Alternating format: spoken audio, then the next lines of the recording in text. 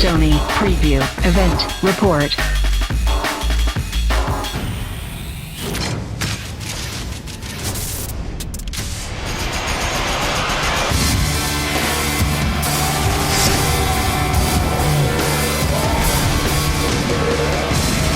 Now, this movie was, James Cameron took, 20 years to do this film?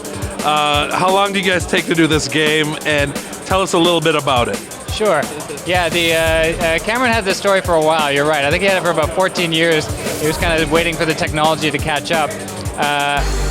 Then about 3 years ago, he started pre-production, and that's when he brought us on, which is kind of unusual to bring a game team on so early. But you know, from our perspective, that's the way to do it, right? And what was great was he said, I don't want the same game, I don't want the game to be the movie. I want to expand the world of Pandora. Our story takes place 2 years before the movie, and you play Abel Ryder, who's a signal specialist, and you've been brought from Earth to the moon of Pandora. We're sending you deep into the woods this time, Grunt. You're not the first guy we've dropped here. You're probably not going to be the last. My advice, if it moves, shoot it.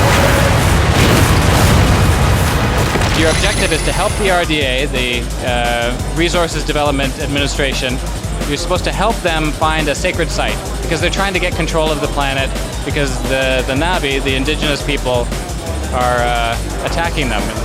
So your job is to help find this sacred site. Now what's cool about it is that early in the game, you have to decide, well, wait a second, do I believe in the RDA cause or do I believe in the Na'vi cause? And then once you make that choice, you can either follow the Na'vi and help them stop the RDA, or you can follow the RDA with the mission of finding the site.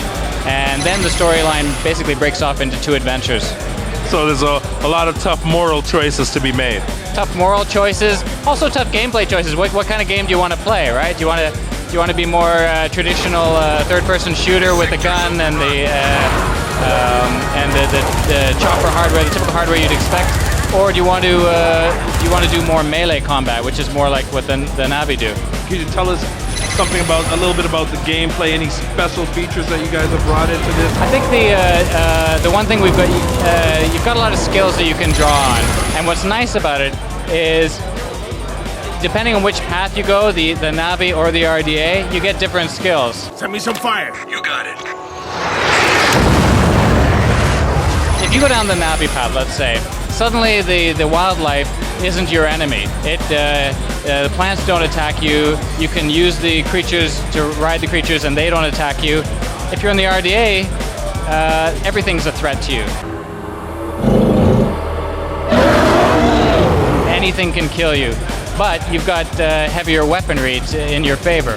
Time to do some damage.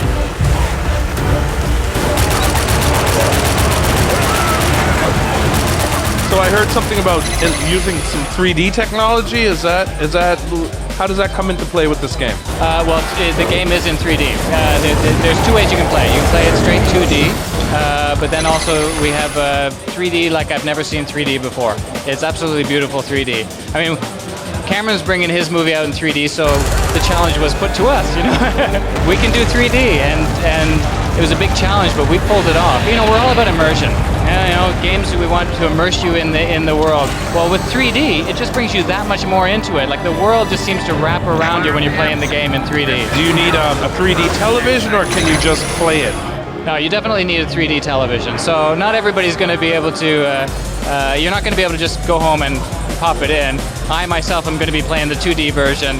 But, you know, for those early adopters who've got the TV, 3D will blow their mind. So there's no 3D TV bundle that comes with the game? Not yet, not that I know of. All right, Kevin, thanks for talking to us, and the game looks great. We look forward to it. Thank you.